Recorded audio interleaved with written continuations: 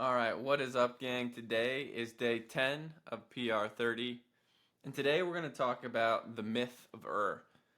The myth of Ur comes in Plato's Republic, and it's the story of a man who dies in battle, and he journeys into Plato's vision of the underworld. And it's a vision of the underworld. If we think about Republic in general and what it's doing, you have to see it in the context of Socrates trying to describe the nature of justice and what justice is like. And in order to do that, he has to outline this ideal city and what ideal justice, what a city of justice looks like. And not only a city of justice, but a universe of justice, so that this universe can be scaled down into a city, and the city can be scaled down into a man.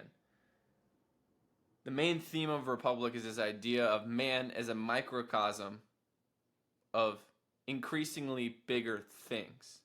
So it could start with man, be scaled down all the way to the level of an atom, and all the way up to the level of the cosmos or the universe.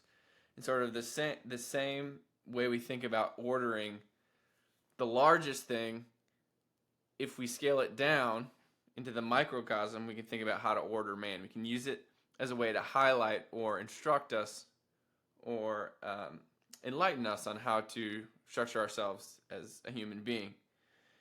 So this whole argument of Socrates in the Republic is this long wind-up to the idea that if we observe a city and what the ideal city looks like and how it's structured, how it governs itself, what sort of rules are being followed generally, we can use that to get a glimpse or a clue into how we should structure ourselves at an individual level. Because the city is something like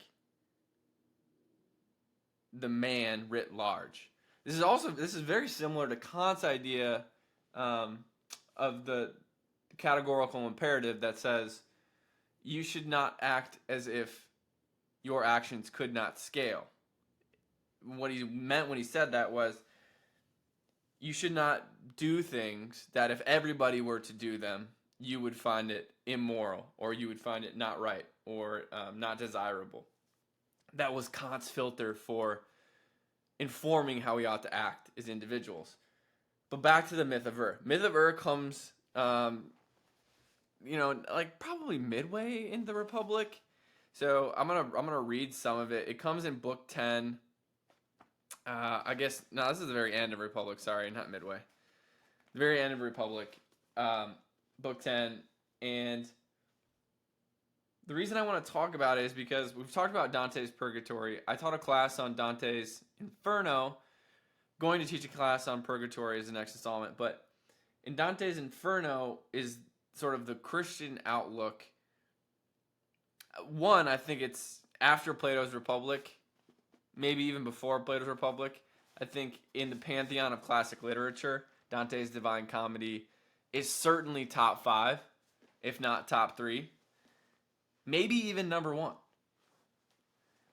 And it's a text I'm very passionate about.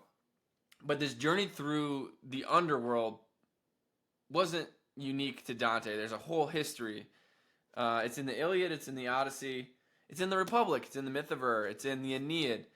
So there are many examples of the underworld and what it looks like and who you meet there and how it's structured, sort of pre-Christian, ancient Greek. But among the more fascinating, just when we're thinking about how Dante's Divine Comedy, the fundamental rule of the Inferno and Dante's Inferno is one of justice. Contra possum. That which you do is done to you. That which you are in life is done to you in death. It's an eye for an eye sort of idea of justice. If you get what you receive, what you gave. That is the definition of justice, and that is how Dante's Inferno is structured.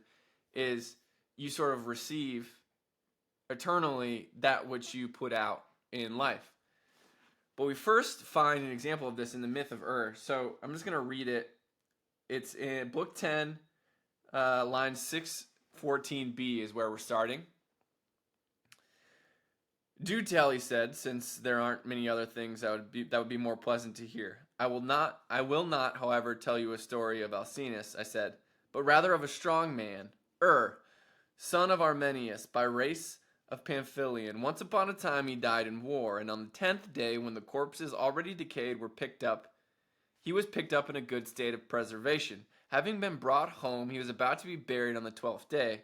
As he was lying on a pyre, he came back to life, and when he came back to life, he told what he saw in the other world. So, is this guy, he dies in battle, he's taken home to have his body put on a pyre. Suddenly he gasps awake, carrying this vision of something he saw in that in-between period when people thought he was dead. And this is where we get this vision of the underworld. He said that when his soul departed, it made a journey in the company of many. And they came to a certain demonic place where there were two openings in the earth next to one another, and again, two in the heaven, above and opposite the others. Between them sat the judges, when they had passed judgment, told the just to continue the journey to the right and upward through the heaven. And they attached signs of the judgment in front of them. The unjust they told to continue their journey to the left and down. And they had behind them signs of everything they had done. So souls come, he gets his vision of the underworld. People that have done good things, they're said go right and upward. People that have done bad things, go left and downward. And when he himself came forward, they said he had to become a messenger to human beings of the things there. And they told him to listen and to look at everything in the place. He saw there at one of the openings of both heaven and earth the souls going away when judgment had been passed on them. As to the two other openings, souls out of the earth full of dirt and dust came up from one of them, and down from the others came other souls, pure from heaven. And the souls that were ever arriving looked as though they had come from a long journey, and they went away with the delight of the meadow as to a public festival to set up camp there. All those who were acquaintances greeted one another, and the souls that came out of earth inquired of the others about the things in the other place, and those from heaven about the things that had happened to those from earth. And they told their stories to one another, the ones lamenting and crying, remembering how much and of what sort the things they had suffered and seen in the journey under the earth. The journey lasts 1,000 years, and those from heaven, in their turn, told of the inconceivable beauty of the experiences and the sights there. But to some, he said, was this. For all the unjust deeds they had done, anyone and all men to whom they had done injustices, they had paid the penalty for every one in turn, 10 times over for each. That is, they were punished for each injustice once every 100 years, taking this as the length of the human life. In this way, they could pay off the penalty for the injustice 10 times over. And so this is sort of the vision of Plato's underworld, the myth of So this legend is that this died, went down to the underworld, and he observed an underworld that was structured such that if you did bad things, you were forced to pay 10 times those bad things. And because they presumed a human life was 100 years, what that meant was you suffered 10 times 100 years or 1,000 years. That's your punishment. Could pay off the penalty for injustice 10 times over. Thus, for example, if some men were the causes of death of many, either by betraying cities or armies and they had reduced men to slavery, or were involved in any other wrongdoing, they received for each of these things tenfold sufferings. And again, if they had done good deeds and had proved just and holy, and in the same measure did they receive their reward. And about those who were only just born and lived a short time, he said, other things not worth mentioning. And he told of still greater wages for impiety and piety towards gods and parents and for murder. For he said he was there when one man was asked by another, where is Ardias the Great? The Ardiaeus had been a tyrant in a certain city of Pamphylia, just 1,000 years before the time. He had, as was said, killed his old father and elder brother and done many other unholy deeds. Now said that the man asked responded. So this is asking a soul in the underworld, hey, where is this Ardiaeus the Great? And this is the response he gets. He hasn't come, nor will he come here, this soul asserted. For this too, of course, was one of the terrible sights we saw. When we were near the mouth, about to go up, and had suffered everything else, we suddenly saw him, meaning Ardeius the Great, and others. Just about all of them were tyrants, but they were also some private men of those who had committed great faults. But there were also some private men.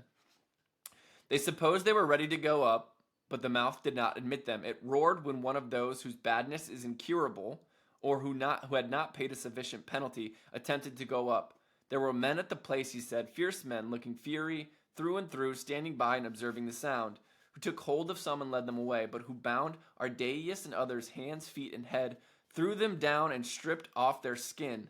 They dragged them along the wayside, carting them like wool on thorns, and they indicated to those who came by for what reason this was done, and these men would be led away and thrown into Tartarus. So there you have it. Before Dante described his journey into the inferno and hell, that was characterized by the idea that you receive in the afterlife what you gave in life, there was Plato's myth of So I hope you enjoyed that little preview. We'll continue to come back to the Republic for some of the more famous ideas. That's it for today's video, the myth of Until next time, see you later.